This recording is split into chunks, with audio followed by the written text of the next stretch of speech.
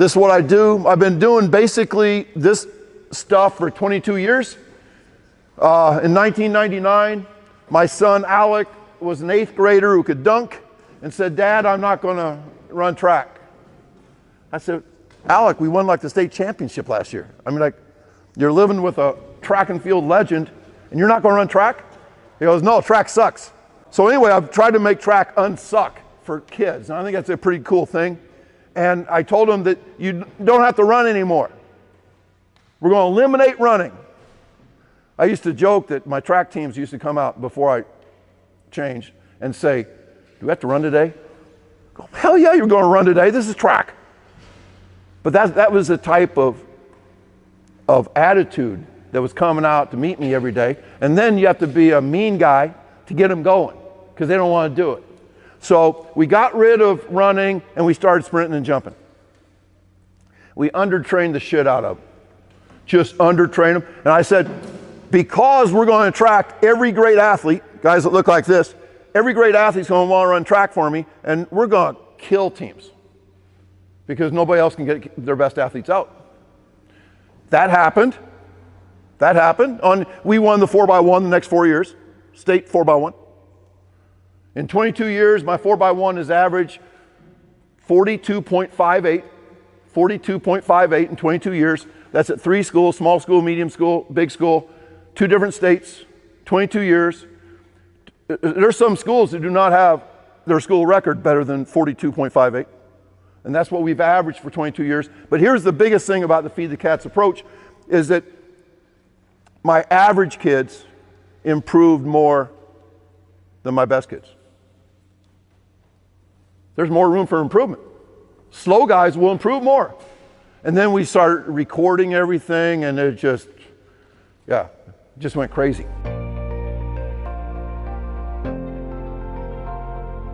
So the first thing we're going to do, I could spend a whole hour talking about RPR. I'm just going to show, how many of you know RPR? So, okay, good.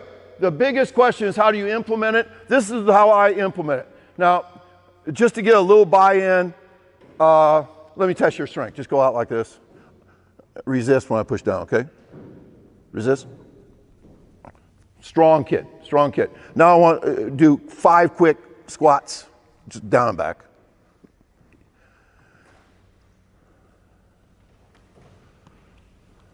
Okay, and now like 5 rapid breaths. Like you're scared. Okay, put your arm out. Resist. He lost about 25% of his strength. Now let's get it back. I want you to do 5 belly breaths. No, not chest, belly.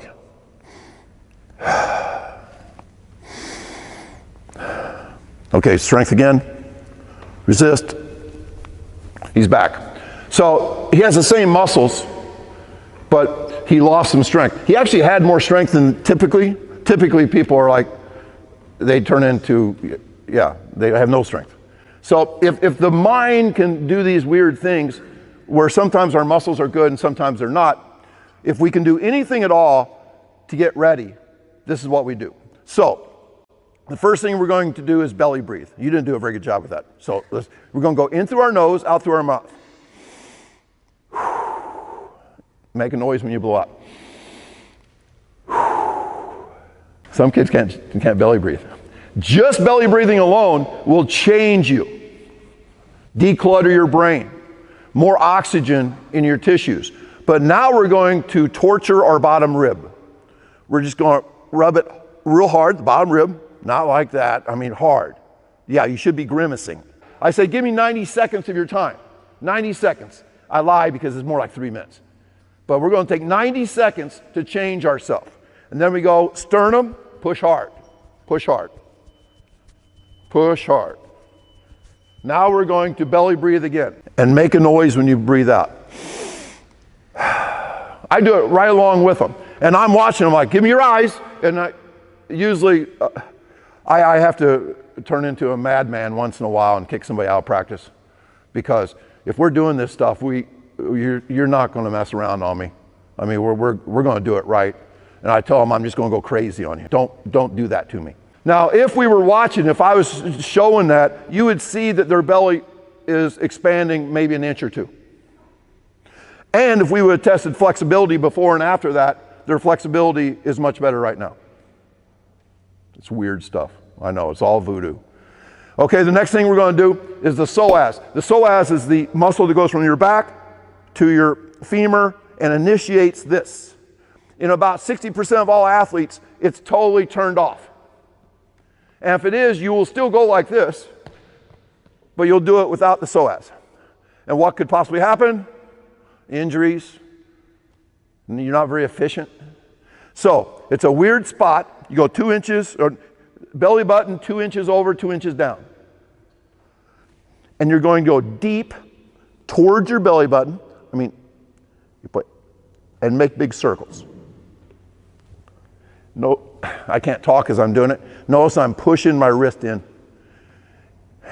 If I was testing a guy, I would show you how the strength was gone and then came back. But that's not what I'm doing right now. I'm showing you implementation. My son implemented it at Andrew High School for football, and he does one of these things, and then they'll do a speed drill. They do another one, do a speed drill. I tried that. I like to combine it in like 2 or 3 minutes. I like that. Quick, get something done. Then go other side, 2 inches over, 2 inches down. I'm going to go with the thumb this time, as deep as I can go. I'm making big circles because there's one spot that you'll feel it more than others, and that's the spot you're trying to hit. If you just stick your thumb in there, you may miss it. So I'm making big circles. Now let's get a little bit more breathing. By the way, as a coach, this has benefits. My brain is more relaxed than it's been all day. Okay, now we're going to do the reciprocal. If this is the psoas, the reciprocal of the psoas is the glute. So the glute spot is right here. Push real hard, bottom of the skull, back and forth. Push hard enough where it's uncomfortable. And then as soon as you take your fingers off, you don't have any pain anymore. So it's a very temporary pain. And then the other glute spot is behind the earlobe, going towards your nose. And press hard enough to make it hurt. You should be grimacing with pain. There you go. You're doing it just right. Now the other side. Push hard. Now let's breathe.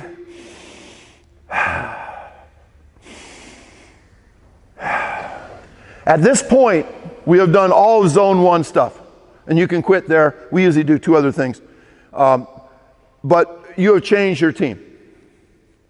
They are uncluttered. All the anxiety from the school day is gone. You've changed yourself as a coach because people just never breathe. And if you don't think breathing matters, read James Nestor's book it's called Breathe. It's amazing stuff. You'll never breathe through your mouth ever again after reading that book. Or you can just catch him on Joe Rogan. He had a good podcast with him. But yeah, breathing is essential. There's a reason why breathing is a part of religions. Like even saying the rosary is supposedly has a lot to do with the rhythm of breathing. So it's big stuff. So now we are ready to go.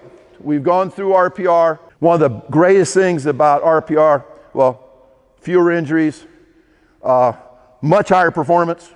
I mean, it'll blow you away how performance changes when kids' minds are right. And then one of the greatest things I didn't even realize until I'd done it for like 7 years is, you know how 4x4, how everybody's like, I don't think I can do it. You know, it's a scary race. After we do RPR, they're like, bring it on. They're in a state of performance. At meets, I do it 2 kids with a table, but in practice, we do it to ourselves. All right, let's work out. Let's go.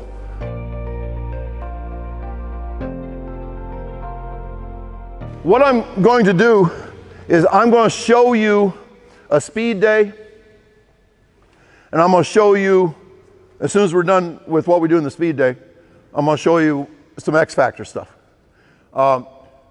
Speed days are boring, it's repetitive, and people sometimes troll me like, okay, if you do the same shit every day, you're never going to change. What you get used to no longer changes you. And I'm like, should baseball players stop hitting? Should basketball players stop shooting? There's some really, really important stuff that we need to do every day. So this is the repetitive stuff. Speed is repetitive. X factor is creative, adaptable exercises, new exercises, fun stuff. Both of these workouts have zero conditioning, zero sprint capacity, zero sprint endurance. We are working on nothing but speed and power. That's it. And it's a hell of a lot of fun. Kids will feel better leaving my workout than they felt when they got in. They already do after RPR. You'll feel better than you felt all day at school. So what we do, there's no magic in any of these things unless you do them really, really well. So the first thing we're going to do is march. By march, we are going to stomp, stomp, stomp, stomp, stomp. All right, let's try it. Coordinate those arms, drive that knee high. Pretty good. Okay, walk back a second. Now, that was fine, but now I'm going to show you how we're going to demand that they do it. Okay? What you guys just did was really half-assed. I want you to like turn it up to an 11 on the scale of 10. Okay? Like if you can go a little higher, do it. I'm not mad at you or anything. I'm just saying that for these things to have an effect, we have to turn it up. We have to really be intense. Because every team we run against or play against is going to outwork us. So the little things that we do have to be done really, really well. All right, go.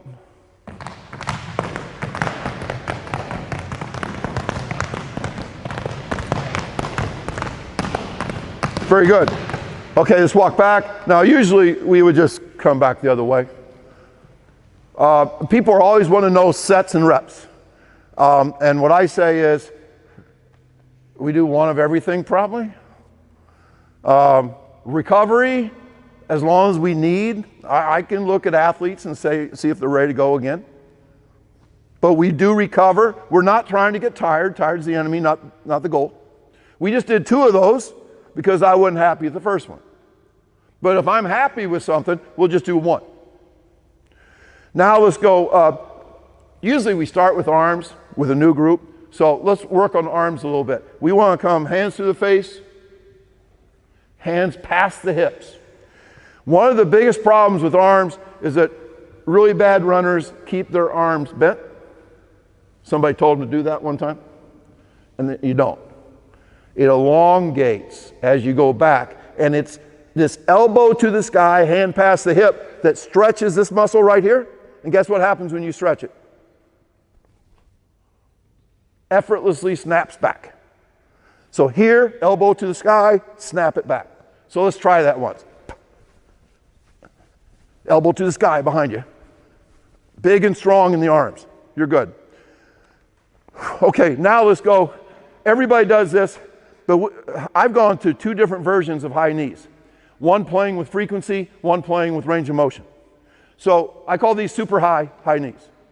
See how high you can get them. All right? And we want to be we still want to be quick and snappy. All right? Try it. Big high knees. Big, big, big, big, big. Good.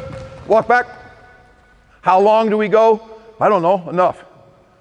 My guys know that if they start to decline, the tired is the enemy, not the goal, so you back off. As soon as you hit that, I think I'm getting a little bit tired, you stop. Anything you're doing more than 5 seconds is not working on speed. Might be good for you, but it's not working on speed. Anything more than 5 seconds. I learned that from 20 years ago from a guy that trained NFL athletes for the combine. It just blew me away. Such a beautiful statement. Anything more than 5 seconds, you're not working on speed. All right, so now we're going to go high frequency. On that one, we're like great big. Now we're going to try to even speed it up frequency-wise. All right, go.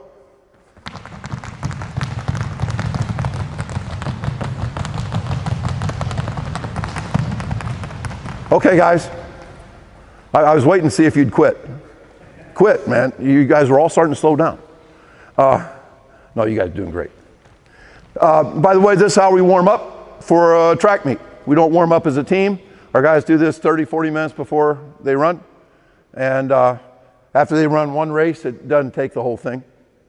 But this is a great warm-up. There are some Feed the Cats football schools that are doing stuff like this as their warm-up now in football.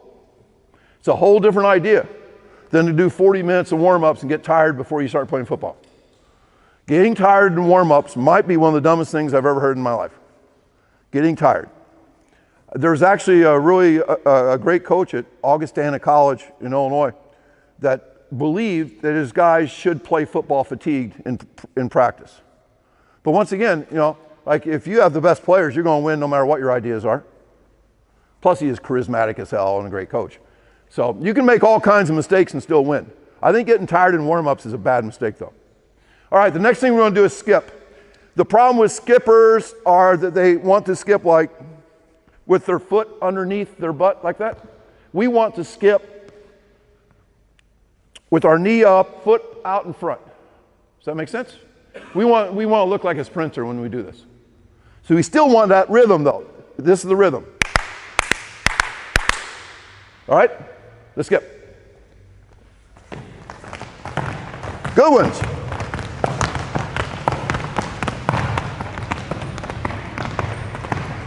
Great job. Okay, remember, as soon as you start to get tired, you guys have been trained to work hard. I'm going to change all that. I don't want you to work so hard. Everything's different. By the way, as soon as you start contracting your time, as soon as you start doing less, the quality will automatically go up. Automatic. And as soon as guys realize how little we do, they will say, we better go hard. Or we're just wasting our time. We're going to go hard. So somebody told me the other day that I shouldn't preach against hard work. What I should say is we're redefining hard work. We're redefining it. We're making it, our practice performance-based, not effort-based. I know that's hard for coaches because we've all grown up effort. I mean, I've seen coaches say, what's the most important thing your sport teaches a kid? Effort. Well, okay, good, effort. But I think doing your best in a performance way is effort too, because you're really turning it up. All right, so we're done with the things that basically try to accomplish. Oh, by the way, why do we do this? Vertical force. Vertical force. If we don't pick up our knees and have our foot out in front of us, we don't hit the ground hard. The first half of the 40 is pushing behind you. The second half of the 40 is upright sprinting. Getting in a Carl Lewis pose and striking downward. All right, so now we go to a little reactive stuff. We are going to do what we call, I used to bring out like 5 plyo boxes. And we jump over them, and we call them 5-box jump. And then I realized I didn't have to do that. We're just going to have imaginary boxes. So imagine there's 5 big boxes in front of you, and you're going to jump over the first one, and you're not going to land and think about jumping again. You are going to, does that make sense? You're going to react to the ground. It's crazy what you're doing. You're absorbing force, transitioning, and then generating force all in like 0.08 seconds. It's crazy. Yeah, this is important stuff. So as high as you can, remember, bounce off the ground. Bounce. Go.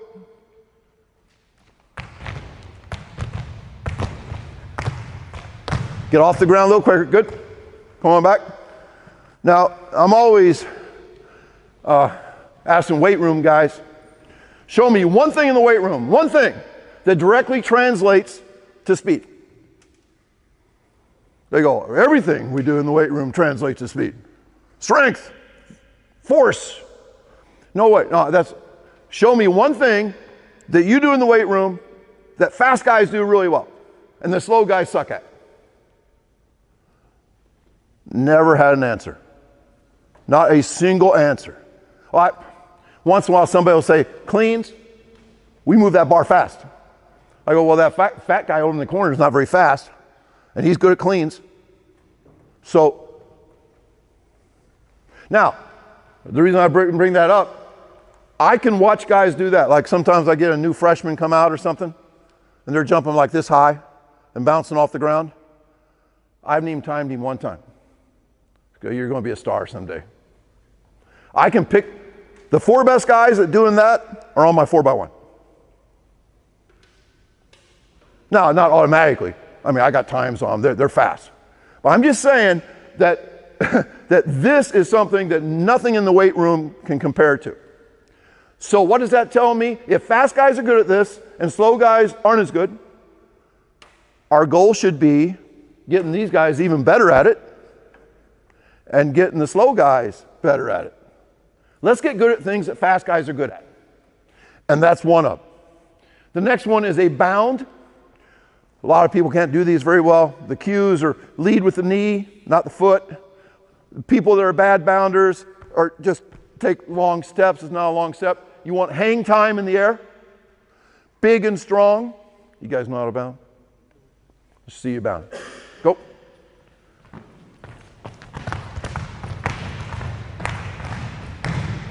Good. Once again, how many of those we do? 1, unless we didn't do them very well, then we'll do it again. Early in the season, it might be 2 because, we got freshmen out. By the way, these guys are good athletes. Have you ever, who in here has ever tried doing these things with new kids? Like, it's ugly as hell, isn't it?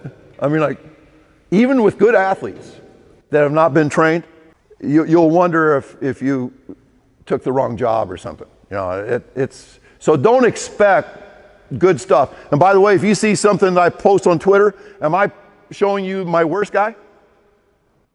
Hell no. I run an around-the-clock PR campaign, and I am not going to say, hey, Billy hadn't been on a tweet all year. We need to put him bounding. No. Billy sucks, and we're not putting him on Twitter. I would never tell Billy that, but I'm thinking that. Okay, the next thing we're going to do is 3 different versions of prime times. We used to do just 1. The first version, it's a straight-legged bound, but we're going to go real little steps, like real fast ones. And by the way, I'm a terrible demonstrator at the age of 62.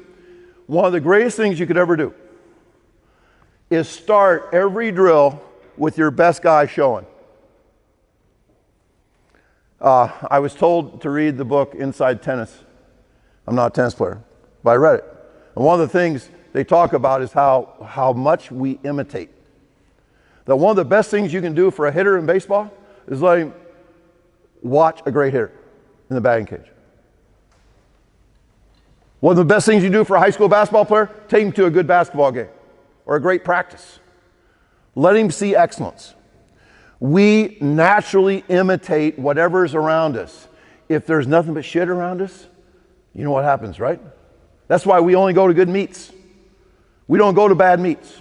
We want to go to meets where the people that we're around are passionate about their craft. We don't want to go to meets where people are playing games, throwing the frisbee and stuff. We'll never go back there. So the first one are real high frequency, short step, prime times. Ready? Go.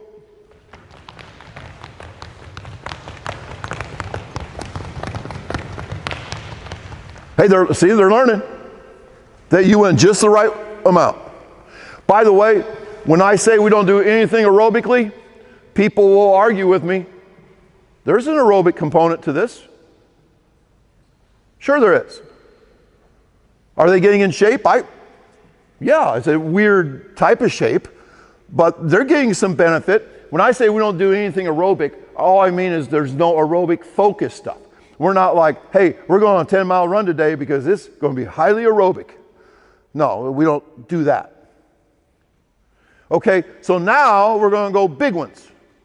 Full range of motion, and our cue is to race. I see people doing these, but they don't go fast.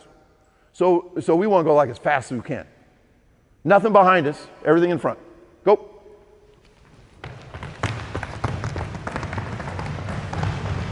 Good. Excellent. Walk back. Remember, we would usually just run back, but since I'm talking and they get that rest going on. I did this with 12 elite lacrosse players out in Narragansett, Rhode Island 2 weeks ago. And I kept telling them like this, how easy this type of training is. And the next day they came back and said, we've never been so sore in our life. It's like, well, that's probably because this is new to you. All you've done is run like 13 miles an hour playing lacrosse. And you've never done anything like this. You practice slow, you play games slow. You've never developed your athleticism. Let lacrosse do all things lacrosse, but let's start training athletes. And if they say, I don't think speed is all that important. You want to be the slowest guy on your lacrosse team? No. Well, we don't jump in lacrosse. You want to be the least explosive guy on your lacrosse team? So even though this seems easy, the intensity may be very different than what they're used to. So now let's go something that Chris Corfus invented, along with about 1,000 other things. These are bent knee prime times. This is what he worked with David Montgomery that got him from 20.9 miles an hour to 22.1 miles an hour in 8 weeks. This is one of the key things. They did resisted too. Resisted, bent knee prime times. So everything's the same except for you are going to be bent kneed. But still nothing backside. It's all in front of you. And still fast. Try it.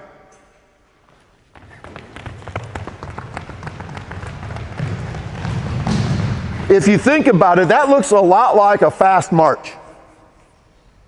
And if you think about it, what are we trying to do here? We are constantly trying to reverse the effects of running. When we run, we have front side and we have back side. People that have run shit tons of slow running will show their spikes to Jesus all the time.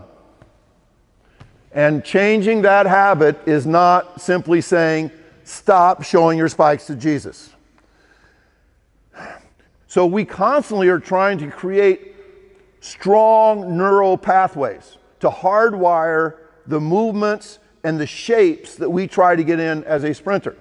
That's why we have to repeat this same crap all the time. Keep repeating it, repeating it, repeating it.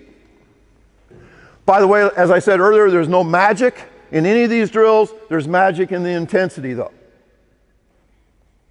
There's magic in the intensity. And it's a great way to warm up the sprint. Really great way. Okay, let's do butt kick and reach. We're going to go, everybody does backwards running, right? But I do butt kick and reach on every step. So we're picking up our feet. That's good. We like to pick up our feet. Another thing that we do is that we go fast. This is another one where I say, race, race, race. By the way, this is the most dangerous thing we do. There's been a couple of broken bones from people falling and stuff. So be careful with this. All right, go. Race, go, go, go. Great job. Okay, last thing we're going to do, we're going to save everything else for X Factor. Okay, I teach everybody how to start.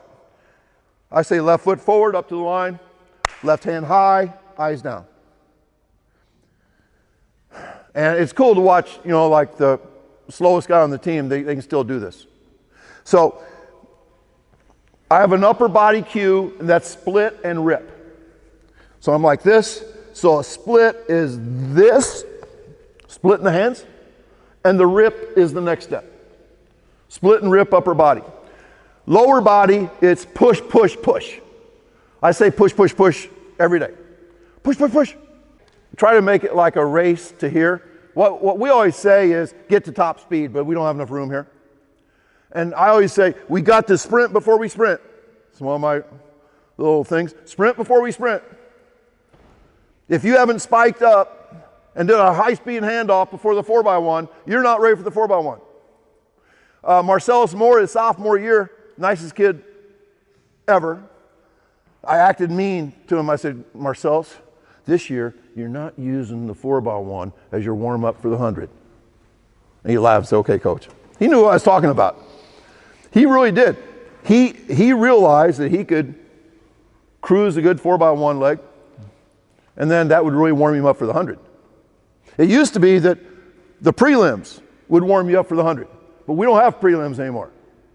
So we have to sprint before we sprint. And I would say the same thing to a football program, and many Feed the Cats programs have now done something that I thought was a pipe dream, and that is the timing of short sprints as a part of your football warm-up.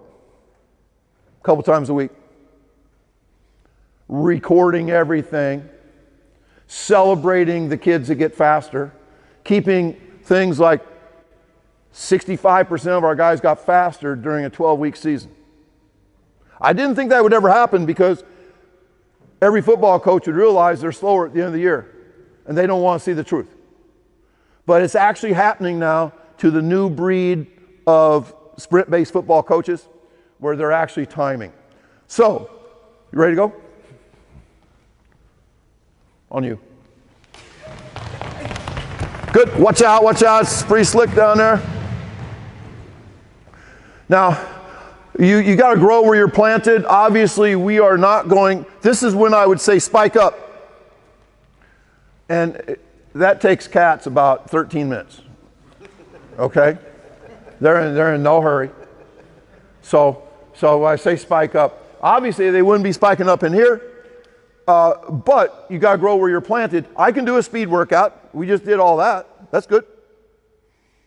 I would mark out, let's pretend this is 15 yards. You could do anything though. You could say, that's the first one, that's the second one. Now the only reason why you want to measure it is so that you could record something that's meaningful later. It's so important to have those data points. So important. And not just to brag, well, to brag too, that's good too. But remember to motivate your kids. Motivation is not a motivational speaker. Motivation is seeing success. Seeing success. And by the way, we do use different metrics because I want kids, there's probably 15 different metrics we do. That means there's 15 different records that a kid can break in practice. You know how many practice records I broke in 12 years of track and field? 0. They never wrote down a damn time. They didn't even time a short sprint. But as soon as you start, and I call this truly feeding the cats. What does it mean when you feed the cats? You feed them with data. And I joke when I went to Plainfield North, I told the AD in my interview, I said, let's just say that my track athletes and football athletes will know their 40 time better than they'll know their own GPA. He said, I don't know if that's a good thing. I go, whatever. But I think that's true. And Joe, you probably noticed that kids are unusually aware of their times. They're also pretty pissed off when they don't break those records. That's why you have to have different metrics. Because if you only do a 10-meter fly, that's only one record you can break. We do 35-meter flies on the curve. That's the longest thing we do. We do 40-yard flies, we do 20s, we do 20-yard competition flies, we do gauntlet 40s where we're running through a line of guys and everybody's cheering. We're doing anything we can.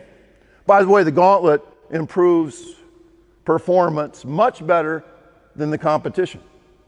The 20-yard competition flies, I really thought that this would be an amazing thing, that we're going to see a bunch of PRs today. We saw none. Maybe they're distracted with competition. I don't know. But with gauntlet, we do it twice a year and we average 62% PRs. 62%. My son Quinn, who's the head track coach at Andrew High School, they did gauntlet on the last day of a 2-week speed camp. 85% of their kids PR'd on times that they've been doing for 2 weeks. 85% PRs. He says some of the little kids PR'd by over a second in the 40. They were dogging it. those little kids. And if you do hand time 40s, we always do 3 sprints. If somebody wants to do a 4th one, go ahead. I love it when kids are begging for more. We'll do 3 sprints and we'll average the best 2 because we're hand timing. There is a way, if you could get up in a bleacher somewhere and you had like a hurdle here, I would say 20 yards minimum, 2 hurdles, you could probably hand time a 20 fly. But still, I would average the best 2 to do that. But you kind of need to be up and you need to have some type of visual to see where the guy breaks the plane here and breaks the plane here. I think it can be done, but this is a lot better. The bands are really important to our program. 20, 21, 22, 23 miles an hour. For the 10-meter fly, I'm an old chemistry teacher, so I know conversions. 22.37 divided by the 10-meter fly time is miles per hour. So if we do a 10-yard, then it's 20.45 divided by the 10-yard time. If it's 20 yards, you double that. So it's 40.9 divided by the 20-yard time. And if speed is global, God, I just love Joey's presentation. I say speed is a tide that lifts all boats. We're saying the same exact thing. Same exact thing. So if that is the truth, then the 10-yard fly, 20-yard fly, whatever you're doing, the max speed stuff is the speed that lifts all boats. It's the max speed. Because the max speed will improve your acceleration.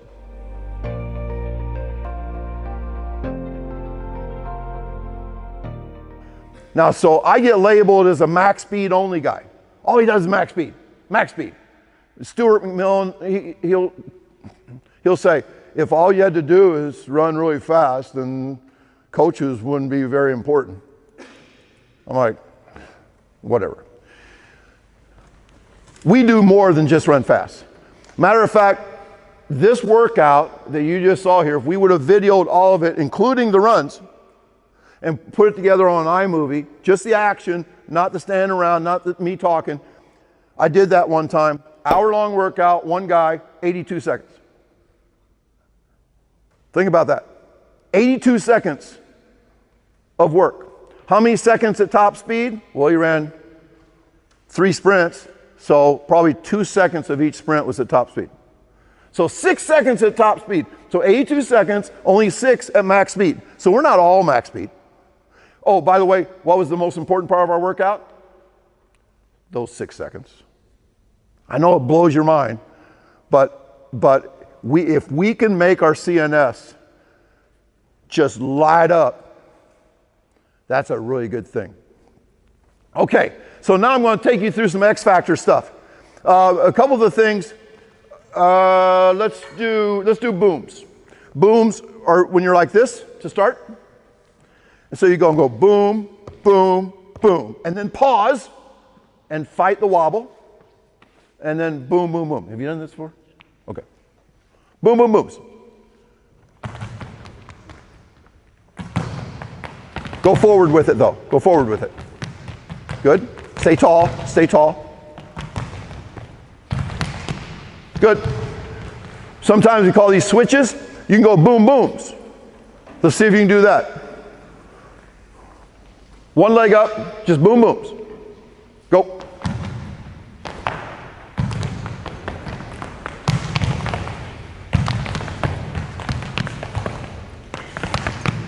Okay. Now if we did boom, boom, booms, we go boom, booms the other leg. Now we're going to go single booms. By the way, we can do these up ramps. We can do this resisted. We can pull guys. There's all kinds of alternative things, but we like booms. Okay, single booms. Be snappy, snappy. Don't look down. Just working and get good back. All right. One of the jumps that, we do those 5 box jumps where we tuck, our knees came to our chest, tuck jumped over them because we're trying to jump as high as we can. We love pogo jumps. And these are just straight-legged. You get just a little bit of move. Understand? Instead of going up this way, you're jumping as high as you can, as straight leg as you can go. Use a lot of arms, and we'll move along with it. Go. Bounce. Okay, stop. Go back. Here's a trick. Pull out your phone once in a while and video. Not only can you use that on Twitter, make you look like a good track coach and all that stuff, but you can also improve what they're doing. I fake video sometimes. I go like this, and I just watch them improve. They will give you everything if they think that you are closely observing them. Now, I don't know. What's your name again? Colin. I was introduced to Colin like he was a pretty good athlete. Show him your pogo jumps again.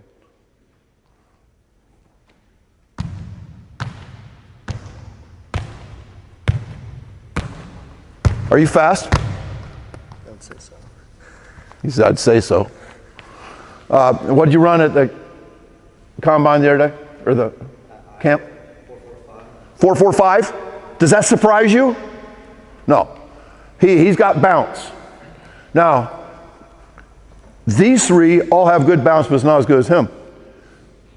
All of you need to work on bouncing the same, because the better you bounce, the faster you'll be. I just think, I love that. And we do those up ramps, we do those resisted, we do those with poles, all that stuff. We even do them assisted. Let's see, just have, okay, one guy here, one guy hands on his shoulders. And you're going to use him to jump as high as you can. Do not come down on his foot and roll your ankle, okay? Please.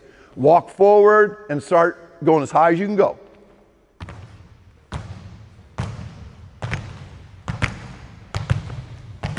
We also do these, good. We also do these lateral, so we're going like here to here to here. And you say, well, why are you doing lateral? I thought track is straight ahead. Well, I think that, once again, basketball players are the most durable athletes in the world. We do some things that look like they belong in our basketball practice. But we do them in our X factor. By the way, I didn't really define X factor very well. They are exercises that we have a reasonable hunch that makes kids faster. We have no science on this. There's no science. But we have a reasonable hunch because fast guys do it better than slow guys. And we have all kinds of empirical data saying that the better we get with this, the better we get at speed. So it just makes all the sense in the world to me. Now, would an exercise bike be a great X factor workout? I would say no, because I don't think fast guys do it better than slow guys. But if you only had an exercise bike, what would you do?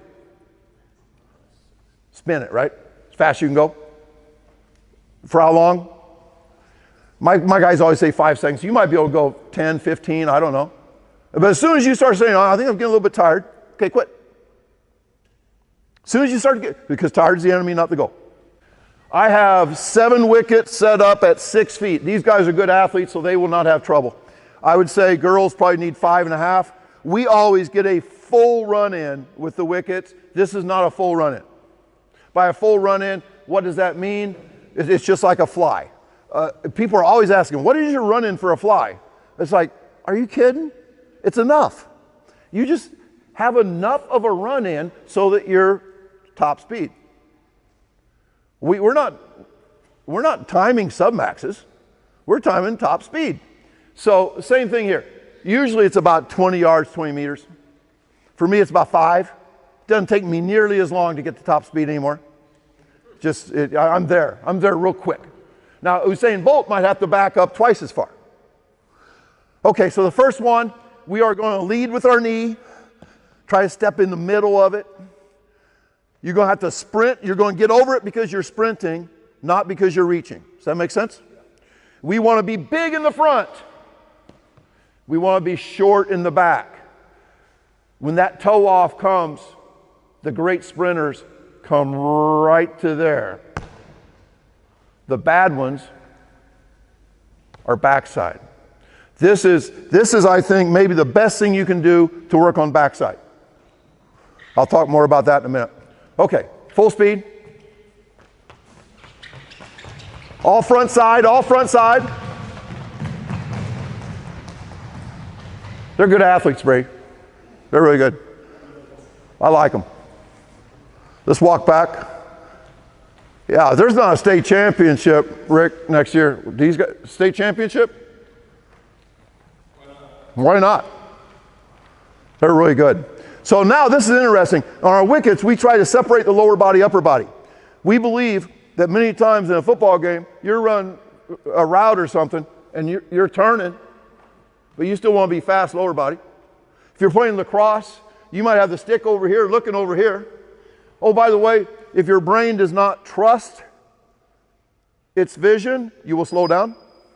I have a kid that's legally blind. He has not improved for 3 years. It's like there's a governor on his speed because his brain will not trust him to run fast. I could take these beautiful athletes and blindfold them, and they would be slower. Even if I said $100 if you run a decent time, they'd still be slower because their brain doesn't trust it. So we are trying to hardwire lower body stuff. We are also, because we're going to do different things with our hands, we are going to strengthen the lateral sling.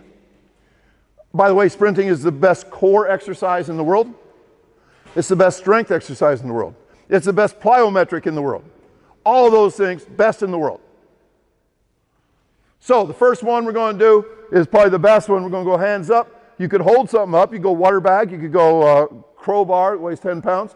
We just go hands high. High as you can get them. Go.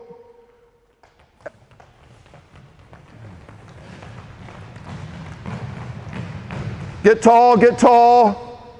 Get tall, Colin. A little bit of a forward lean. That David Montgomery, football players a lot of times do that. David Montgomery sprinted like this until he learned to sprint like that.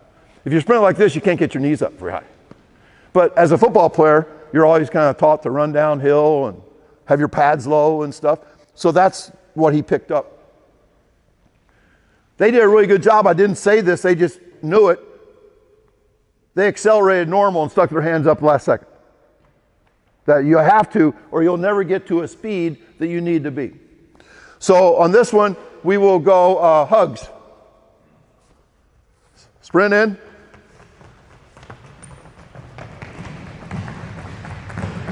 We are hardwiring good mechanics. I saw the soles of their feet were pointed towards that wall and not to the sky. None of these guys have bad backside mechanics problems. None of them.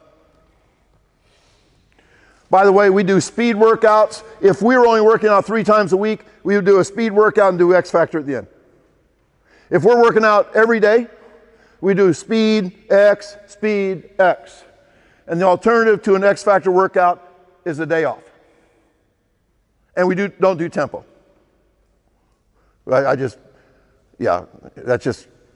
Feed the cats, don't do tempo. I realize why people do tempo. Charlie Francis did tempo on non-speed days. That's probably why everybody does tempo. But I just don't see how. I think this stuff works better. And our dosages are so small. Anytime you walk in, you'll see 3 or 4 guys do something, and we'll have 30 guys watching. It's like, there's a lot of loitering going on. But it's okay. We're getting something done. Okay, on this one, we're going to go pistol.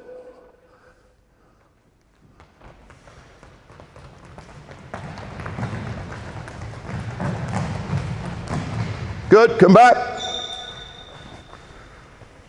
Trying to hurry through this a little bit. On the next one, we would do raise the roof. And then airplane. So we do 5 different things. Okay, and then the last thing we do is we go back with the arms. And I think this is kind of magic. That with the fast arms, that it's like, okay, I got my arms back. And so they use them better. That's in my mind at least. Let's go. Full arms.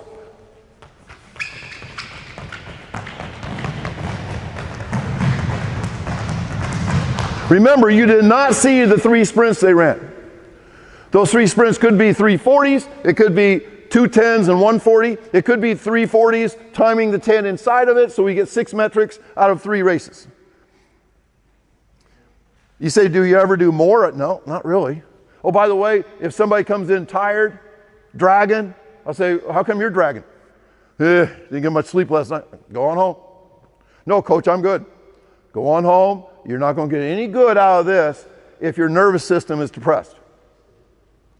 And it's amazing. They will try to bring their A game more often if they're sent home, which is good. And they may actually buy into what we preach about sleep, nutrition, hydration, all those things. If when you care about an athlete's happiness, their healthiness, and their speed, there's going to be a bond that grows between you and those athletes. They will start seeing you like you would like to be seen. I pity my old coaches who had to be like total jerks because we came trudging into practice every day. Trudging. And so they would have to motivate an unmotivated group. How do you do that? With fire and brimstone. That's how we were coached. By the way, is that a fun way to coach? It's awful. It's why if people were truthful, about 90% of all high school football coaches are happy when they finally get beat in their last game. They get to resume their life. They've been in misery for a long time. And they thought that's the way it has to be, and it doesn't have to be that way. It doesn't have to be miserable for you, and it shouldn't be miserable for your kids. If anybody accuses me of underworking these guys, I would say I would rather do that than to burn the stake one time. We don't have many injuries. I used to say we have 0 shin splints. 0. Until this year. Interesting. Because, well, okay, this is my theory. We usually sprinted doing this stuff and X Factor stuff all through December, all through January, and then we started meets late February, indoor meets. And so we had stressed our tendons. We had lit up our nervous system a couple times a week. And all that stuff led to us being in great condition for track to start. Now, once again, it's a different way of defining conditioning, because most people would define conditioning as 10 400s or a 2-mile run to start practice, followed by burpees. Lots of burpees. I mean, tons. And then we do wall sits just for the torture effect. And so all that stuff wasn't really conditioning because they weren't getting us ready to sprint. Because we did not have that, we had like 7 or 8 cases of shin splints this year. And by the way, if a kid say, my shins, okay, you're shut down. Tell me when they're okay. Once you do that, they'll say, how do I get them better? That's good. First thing I tell them is sleep. Number 1 for injuries is sleep. Number 1. So I'm 3 minutes over. First of all, big hand for these guys. You guys.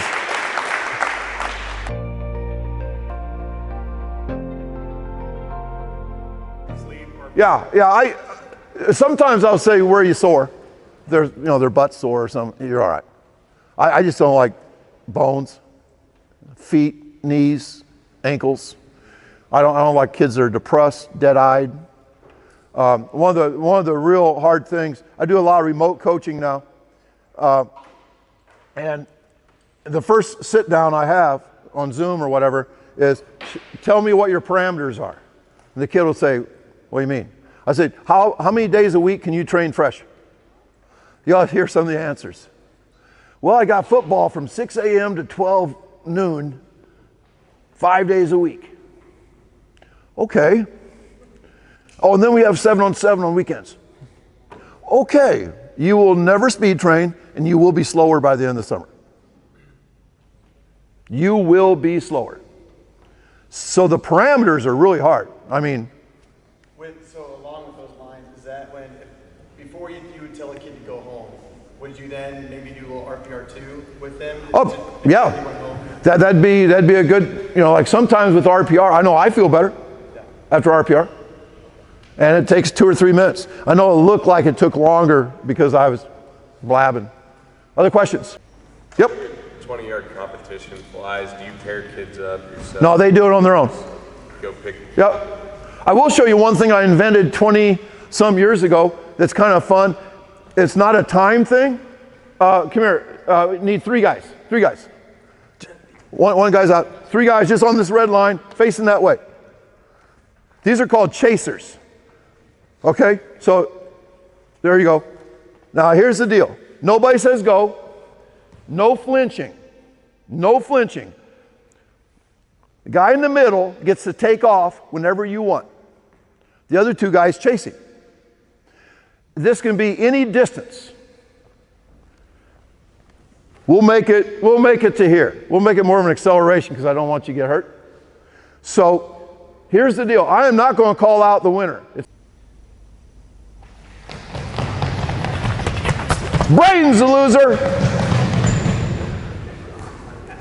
So, all 3 of them have a smile on their face? I call out the loser. And it's fun to say a kid's a loser. You know what I mean? There's just some freeing thing. We're so politically correct. So I make it as loud as I can. Braden's a loser. So guess who gets to be in the middle this time?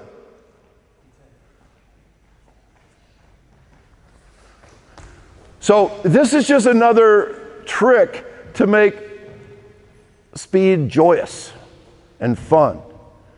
And God, there's some people that think that high school coaches are just preparing kids for the next level. Don't ever say that. Be present. Give them an experience they'll never forget. And by the way, the good ones will get to the next level. But we want to foster that love and joyous sprinting and all that. All right. Okay, so Braden, here's the bad deal. If you lose now, you're a double loser.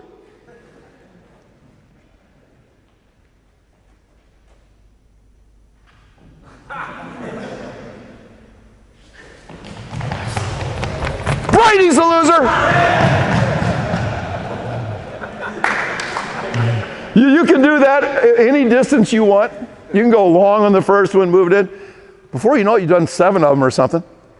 You haven't timed them. But man, you made it kind of fun. And if you didn't do enough, that's better than burning the steak.